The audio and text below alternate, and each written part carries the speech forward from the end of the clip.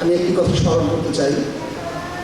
বর্তমান বাংলাদেশ জাতীয়তাবাদী দলের মহাসচিবের প্রত্যক্ষ এবং পরোক্ষ নেতৃত্বে 22তম প্রতিষ্ঠাবার্ষিকী উপলক্ষে আয়োজিত আজকের এই আলোচনা সভা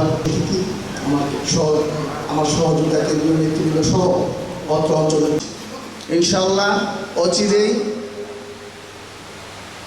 কোনো অধিকার থেকে কৃষক যেন বঞ্চিত না হয় সেই বিষয়ে আপনারা সর্বদা সচেষ্ট। আমরা চেষ্টা করি যে না ফাঁকি নয়, সত্যিকার অর্থে মাঠে থাকুন।